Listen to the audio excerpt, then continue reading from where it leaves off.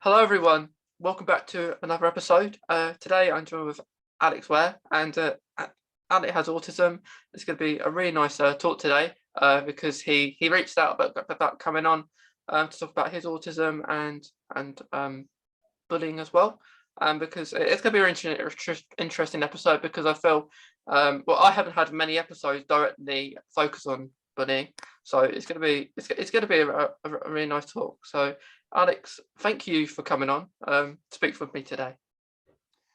Well, hello to everyone watching. Thank you so much for having me on, Thomas. I do understand they have a very busy podcast schedule, so I appreciate your accommodation. So my name is Alex Ware, like you said. I'm 22 years old. I've been diagnosed with autism coming up on 15 years now. And I really believe that it's important to, no matter what, raise awareness for not only what I am going through, but for what a lot of other people with this condition are going through.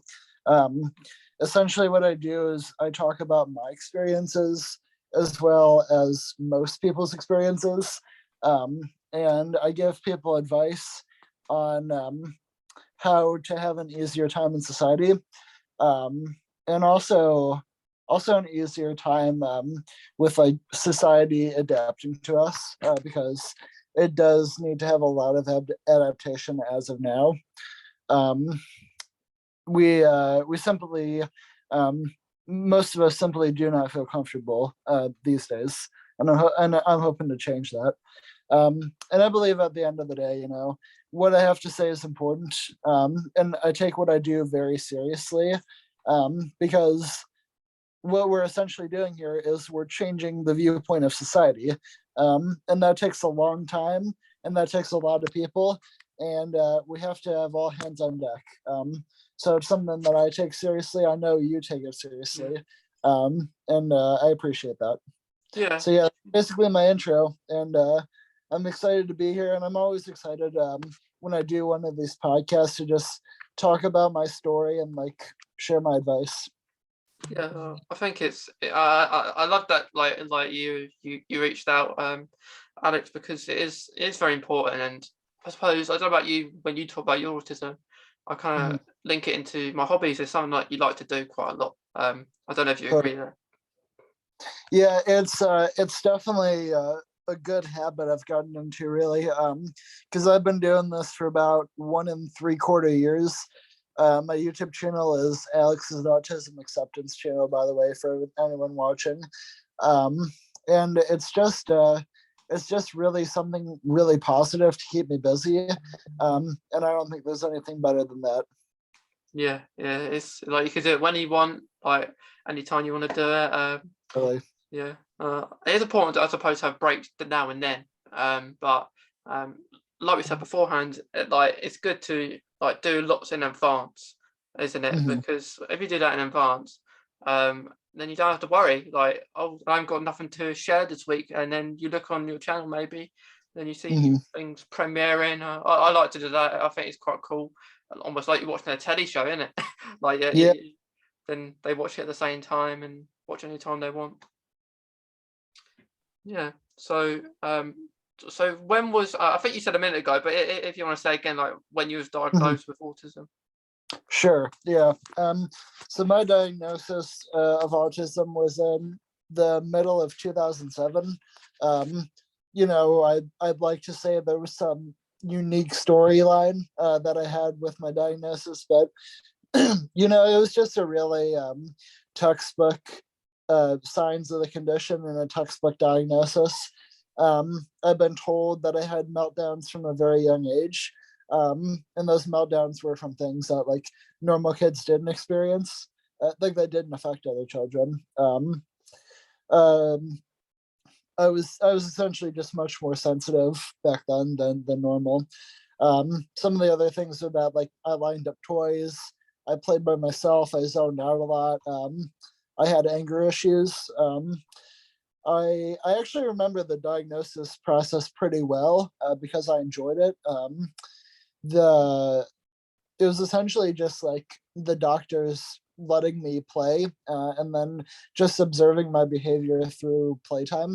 And obviously, like when you're 7 years old, if you don't have to do anything but just goof off and hang around, like you like that, you know. I think anybody would. And it was actually fun when they asked me the medical questions. I was a weird kid back then. I like to I like to answer medical questions for some reason. So and the thing is, like back in that day, I didn't know what I was getting tested for. I had no idea what was going on. Didn't find out about that until about 5 years later. And I think that was an appropriate time to get told, because that's, you know, when somebody tells you you have a completely different identity than what you thought, it's earth shaking, you know, like you don't know what to do. So I believe that being told that pretty late was very helpful. Like if I had been told that when I was 7, I probably wouldn't know what to do. Yeah, yeah, like it's very interesting when you get diagnosed, isn't it? It's like the process. Like, I don't remember much. I was diagnosed in 2009. So Mm. I'd have been 9 at the time. Or 9 or 8. Oh, are you the same age as me? Um, how old are you? 22. I'm 20, so I'd be Okay. 2 years younger. Okay. Because I was born in 2001. I was always the older, like at school and in college. I always be one of the older people, right? Mm. But yeah, like the kind of things that I spotted or would spot now is like putting things in order, like, you know, like maybe train set or something, or bus set, those kind of Sure. cars in a sequence, in order, or those magnetic toys that you put in and make shapes. Those kind of things that everyone has to be in a certain way. But yeah. So Alex, what do you do to help others to give them a voice? Um, well, essentially, I just tell my story. So I give um, a lot of personal videos, like talking about my experience, like seeing if other autistics can relate to that. What I guess the main thing I do for like giving people a voice though is advice videos. Um, so basically, I talk about like a situation I've been in, either good or bad, and I tell, like I talk about like what I did to other autistics. I talk about what I did to either enhance the good situation or move on or fix the bad situation. And I think that's really important right there because um, a lot of the situations I've been in are directly related to the struggles of the condition.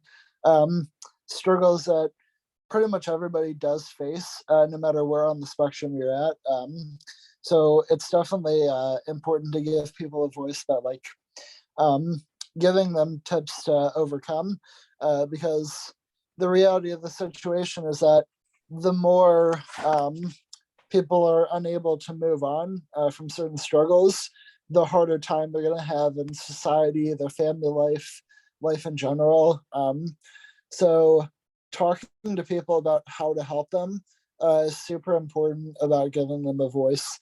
And then the other thing I would say is just like with me, with my YouTube channel, what I'm just doing is just adding an extra voice to the community, which is always very important, you know, because people definitely have a story to tell. Everybody does. I do, and I think the more voices on autism we have out there, the more society is able to adapt and understand and be more accommodating because you know they'll be able to see, you know, we're just living our own lives, and you know we don't inherently have it harder.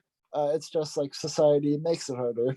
So that's just getting that voice out there is helping others, and you know every voice that gets out there is helping others.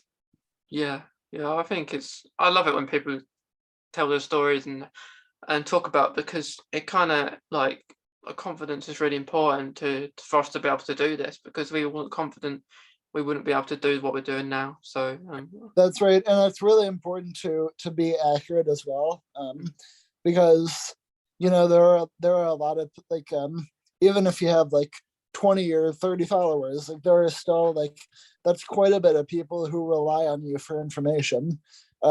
Like for me, I think I'm up to 450 right now.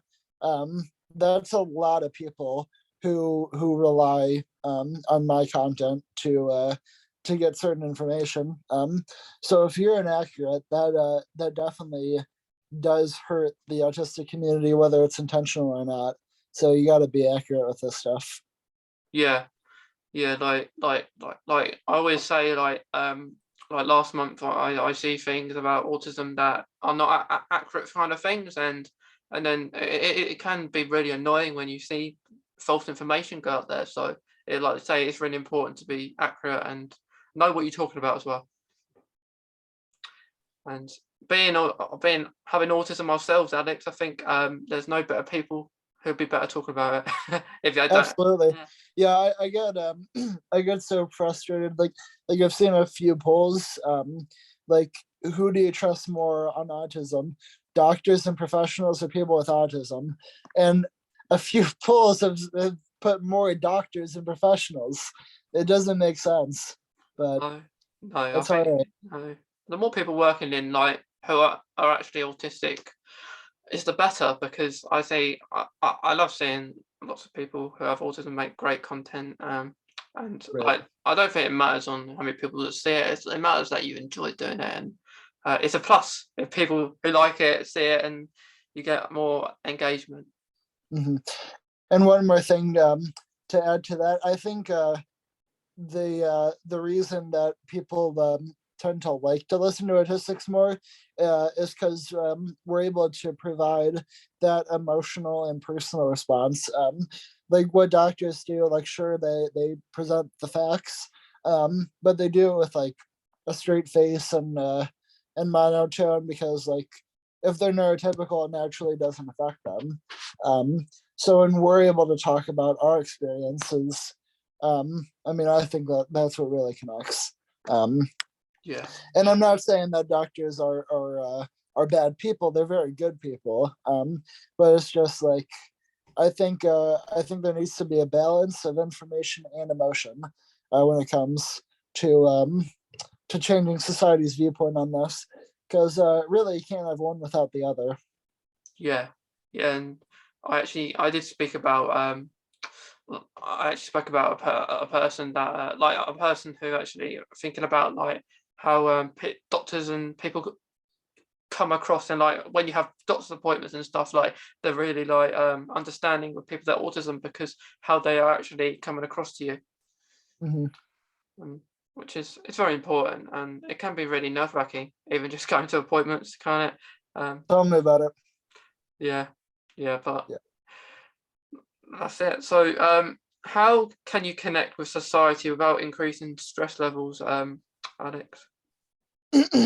um, so I think the main thing with this is to just be my own man, um, and kind of like fully embrace who I am. Because when I do that, I essentially just like put a protective bubble around myself from any insults. If I'm confident with myself, if I have a lot of self love, if I have a positive self image, um, that's so important for like decreasing the stress levels with society.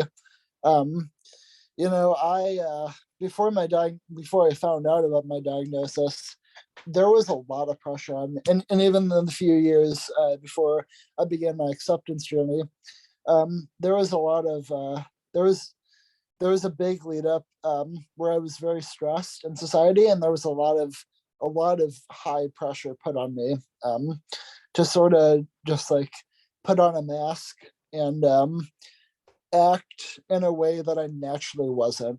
Um, and that's very bad for health. Um, and it takes a while to kick in the negative effects, but once it does, it's very extreme. And I learned that a little too late, unfortunately, and I had to begin a recovery process. Um, but once I did figure it out, I came to the realization that if I'm comfortable with myself, it really doesn't matter what society thinks. Um, and uh, Basically, like becoming independent with your viewpoint, um, so impactful. Like when I came to that realization that I didn't need like society's approval, that was the happiest day of my life, and it was the freest day of my life.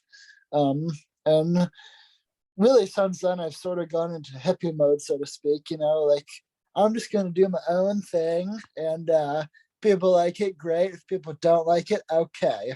You know, it's uh, it's that kind of mentality, and that's a very healthy form of mentality.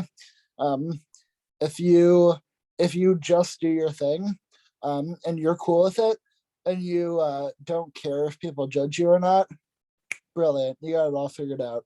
Yeah, yeah, I completely agree because personally, I used to always thought like think what people think of me, and I got quite offended about that. But Yeah, now, it's a natural feeling yeah, because yeah, we all want to fit in and all that. yeah, yeah. But now I don't like really care. Well, I suppose you do. Everyone cares, but I suppose you're not that fussed. Like now in society, if it's online, you can like block them or stuff if or stuff like that. But it's harder in real life, I suppose, isn't it? Mm, right. Yeah. Easy in talk, hard in practice. And I mean, you know, I began my self acceptance journey when I was 18. Um, I didn't end that. I didn't get to the level that I'm at now until I want to say 2 months ago. Um, so that's a good 4.5 years right there. That's just like ups and downs, setbacks, moving forward. It's just like takes a long time. It does. As I always say, the slowest journey is from the brain to the heart. I couldn't agree more, Alex. I think Yeah, that's really good because like you have it does take time to accept having autism. Did with me. Like near enough all my school years, it didn't really accept it. A bit different to everyone else. Um, yeah, but it's why I love like relating my hobbies, my special interests into my autism. I think I always say to everyone, it plays a big part in what you want to do. absolutely. Yeah. Um, I want like, and we're gonna get into that, but I want to be a teacher because of what we're gonna talk about. So Okay. Well, the next question there is what was the impact of getting bullied in the later years of your diagnosis? yeah. So I actually the bullying actually began when I was in the very early years of my diagnosis. Probably started about 6 months after, um, and it was very impactful. It was brain changing, you know, because you know naturally when people tell you bad things for a long enough time and for a consistent time, you start to believe it yourself. And that's not like a Aspie versus neurotypical thing. That's just like how all humans react to it. Um, so it's very impactful. And there's some science behind it that I actually have been looking into. You know, since I'm going to be a teacher, I've had to take a couple classes on brain development. I I'm not saying I'm an expert in neurology, but I do know quite a bit about that. Essentially, what happens? So the bullying peaked in the middle school years, which was quite after my diagnosis, and what happens to your brain in the middle school years is your brain goes through a process called pruning, and what pruning is it takes the neuron connections that have a lot of repetitions and it makes them stronger, and the connections that aren't used as much, they end up like dying or turning into the stronger connections. So that's why it's so important at the middle school stage just to have positive repetition. so you can learn like good behaviors and good attitudes and good mentalities. So what and good habits, basically, like if you decide to work out 4 times a week every single week during middle school, your brain is going to recognize the importance of that and then continue on in later life. It's the same like if you're just going to be a couch potato in middle school, that tends to be with you for a very long time. So what my brain went through was negative pruning. It was a lot of negative mentality that was inserted into me. And so, you know, with the bullying, like bad things were said, bad actions were taken against me. And it happened for a long enough time where it stuck with me, to be frank, all the way up until late last year. So for 9 years, I was dealing with the impacts of that. And that's not me saying poor me or anything. What that's saying is that it has an enormous impact. And I'm very lucky to get out of it in just 9 years. There are so many people who deal with this for life because they don't have the right resources, and I just feel so bad for them. So yeah, it is hard, and I was bullied as well, but it's hard to stand up to yourself or talk to yes, people, isn't it? Because like if you tell maybe a teacher, they will go probably speak to the person who you're getting bullied by, and yeah, then and that will make things worse, won't it? Because they're just going to do, they'll say to the teacher, "Oh, I haven't done anything, nothing will, there won't be any major punishment. They might be staying at lunch or break or something like that, but then yeah, after that they'll continue, won't they? It'll probably get worse." yeah. That's that's a really negative thing about the school system. I don't like that about the system. Yeah, Yeah. that's it. I completely agree. Well, what the next question is, why do you think being autistic makes us easier targets to get bullied? Well, that's a very complicated issue. I'd say one of the main things is society's viewpoint on this, because um, I do believe, I'm an optimist usually, um, but just like I believe society is inherently racist and sexist, I believe that society is inherently ableist, and a lot of the traits that we as autistics have is society looks down on that, because they what I've noticed is it really wants to see like monotony. It wants everybody to be the same person. Like if somebody stands out, society doesn't like that. And I think that relates to schools. I mean, I believe it's human nature. Like the kids in middle school hadn't seen the real world, so they don't know how the real world acts. But how they acted was very similar to the real world. So I think it's just a case of humans not liking other people to stand out. And when they do stand out, they sort of want to like force them into. I mean, it's sort of like forcing a square peg into a round hole. Like it's like you can't do it, but people are going to try to do it to you, and when they try to do it for you, it's very painful, because things don't fit. And I mean, it's like I'm 3 feet. Like I'm about 3 feet tall and I'm crouching down and all that. It's like putting me in a 2 foot box. It's like, what am I gonna do? I'm just gonna get crushed. Like I don't belong there, but people don't like it, so they're gonna try to put me in that box. Yeah, Um, I which completely agree. is a horrible viewpoint, but unfortunately, that's the way the world thinks at the moment. Yeah, I completely agree with what you're saying. And like how does it affect you get mentally? Do you think? Well, like I said, like I've been uh like during the middle school years, I got called like a loser a lot, a weirdo a lot. Like I was told a lot of times that I wasn't going to amount to anything. Just typical bullying language. And like I said, when you hear that enough, um, it's like it's not even like you believe it anymore. It's like you think it. Like it's not an issue with your heart. Like if you hear it enough, your brain literally gets hardwired to believe that. And that's why I'm going to become a teacher. I'm going to become a teacher for a young age.